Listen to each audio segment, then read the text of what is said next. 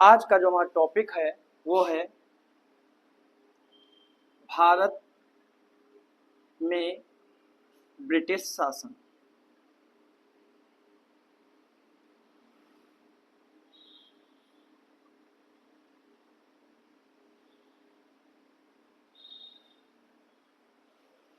ये टॉपिक है।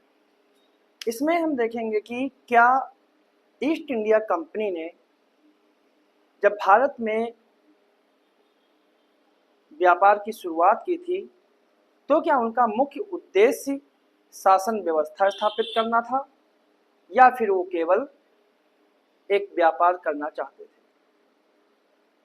31 दिसंबर सन 1600 को ब्रिटेन की महारानी एलिजाबेथ ने ईस्ट इंडिया कंपनी की स्थापना की और उसे 15 वर्षों का पूर्वी देशों के साथ व्यापार करने का एकाधिकार दिया।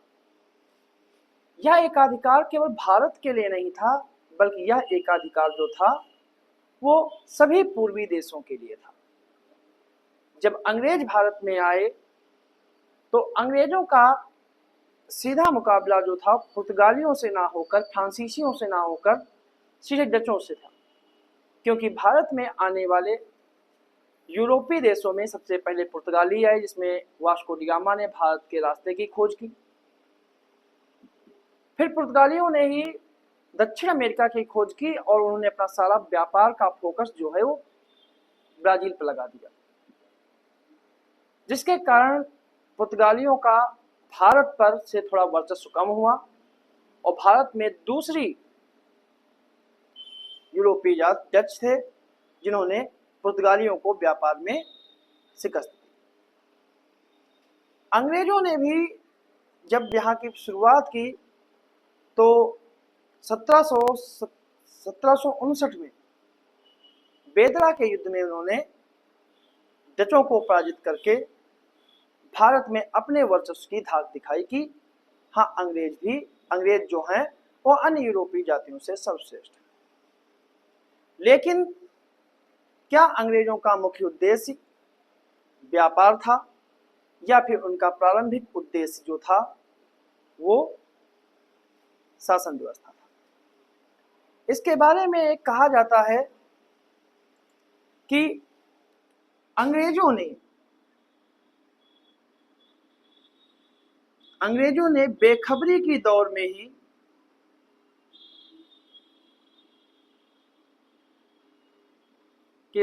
ही भारत को, ठीक है, बेखबरी के दौर में ही भारत को जीत लिया था।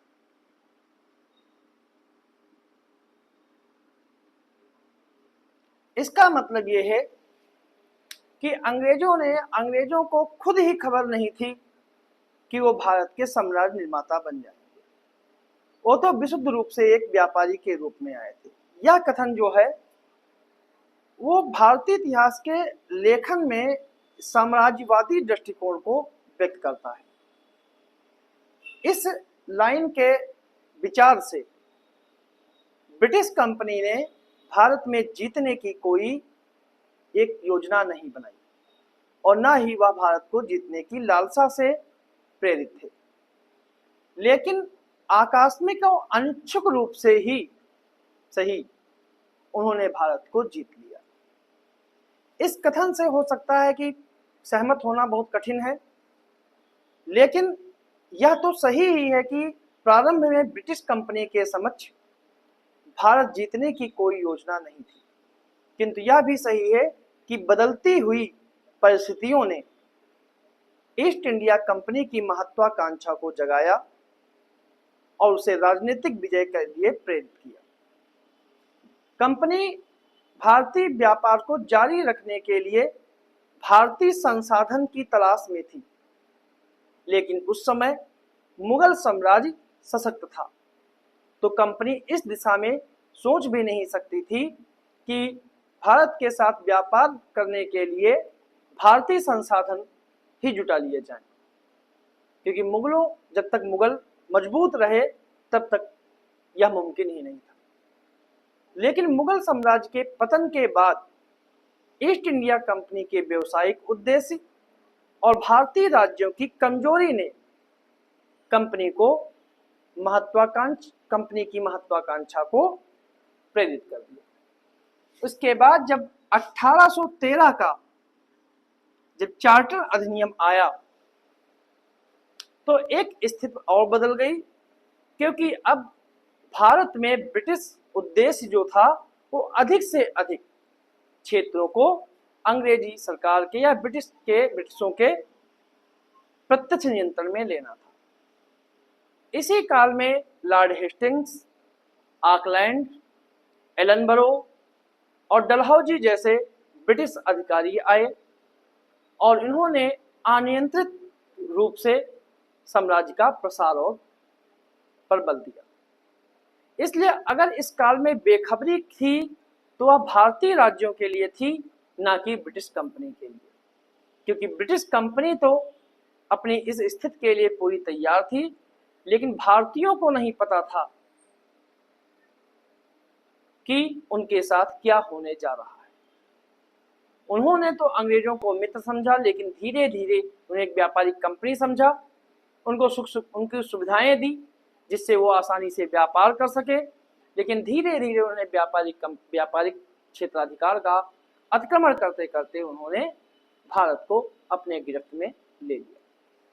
तो इस प्रकार कह सकते हैं कि अंग्रेजों ने बेखबरी के दौर में ही भारत को जीत लिया था। इसके लिए उन्होंने कोई योजना नहीं बनाई थी। भारत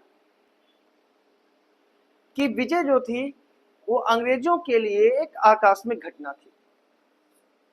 ब्रिटिश साम्राज्य की उपलब्धियों में शायद ही कोई उपलब्धि इतनी बड़ी हो और इतनी अनिच्छुक हो और आकस्मिक, जितनी कि भारत के विजय के संदर्भ में ब्रिटिश इतिहासकारों ने लिखा है। कंपनी ने अपनी स्थापना काल से ही भारत विजय की आकांक्षा को बनाया था। जब 80 अंग्रेजों ने 1600 में लंदन में एक ईस्ट इंडिया कंपनी की स्थापना की। शुरुआत में अंग्रेजी ईस्ट इंडिया कंपनी का लक्ष्य जो था वो पूर्व के देशों में मसाले के व्यापार पर एकाधिकार प्राप्त करना था, और वह एक व्यापारिक उद्देश्य से परिलक्षित थी।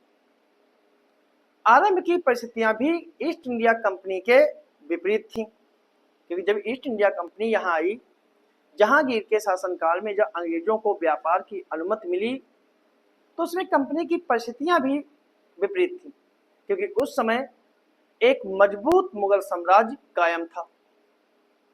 लेकिन आगे चलकर दो कारणों से ईस्ट इंडिया कंपनी ने व्यापारिक उद्देश्य से हटकर राजनीतिक उद्देश्य के संदर्भ में सोचना प्रारंभ कर दिया। पहला कि मुगल साम्राज्य के विघटन के बाद जो भारतीय राजनीति थी उसमें एक स्पेस उत्पन्न हो गया, खाली स्थान हो गया जिसे भरना आवश्यक था। और दूसरा, ईस्ट इंडिया कंपनी ने अपनी व्यापारिक हितों को बढ़ाने के लिए भारतीय मसलों में या भारतीय राजाओं के मामलों में हस्तक्षेप करना आवश्यक समझा।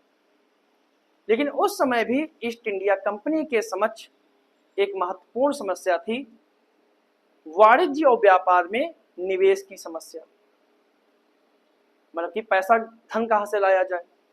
इस प्रकार कह सकते हैं कंपनी की राजनीतिक महत्वाकांक्षा प्रज्वलित हो गई। फिर बदलते हुए हितों के अनुकूल कंपनी भारत के संदर्भ में अपनी नीति भी परिवर्तित करती है। और उसके बाद उसने प्लासी के युद्ध के बाद उसने भारत में, या फिर कहें बक्सर के युद्ध के बाद जो इलाहाबाद की दो संधियां हुई, 12 अगस्त को ईस्ट इंडिया कंपनी ने इलाहाबाद की प्रथम संधि और 16 अगस्त को इलाहाबाद की द्वितीय संधि के बाद उन्होंने भारत में अपने साम्राज्य का निर्माण कर लिया, वो भी एक बेहतर प्लानिंग के साथ। प्रारंभ में ईस्ट इंडिया कंपनी जो थी वो भारतीय राज्यों के साथ समानता के लिए संघर्ष करती रही, और उसका ये लक्ष्य 1765 में इलाहाबाद की संधि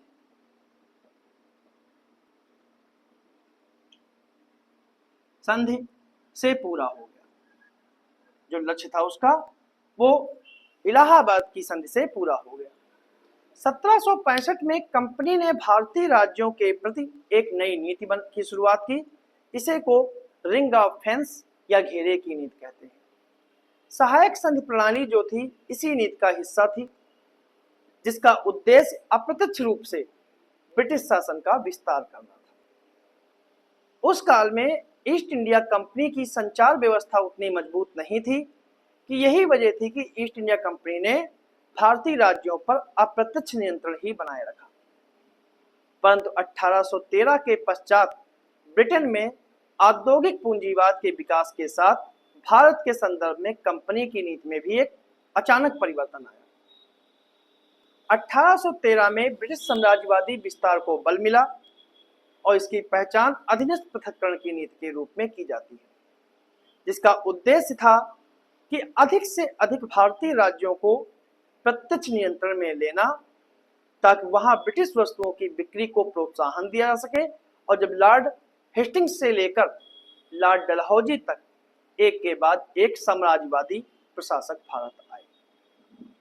इस प्रकार हम देख सकते हैं कि आरंभ में ब्रिटिश कंपनी की महत्वाकांक्षा व्यापारिक लाभ तक ही सीमित थी, किंतु आगे चलकर इनकी राजनीतिक महत्वाकांक्षा भी जगी। फिर एक सुनियोजित नीति के तहत भारत में कंपनी साम्राज्य की स्थापना।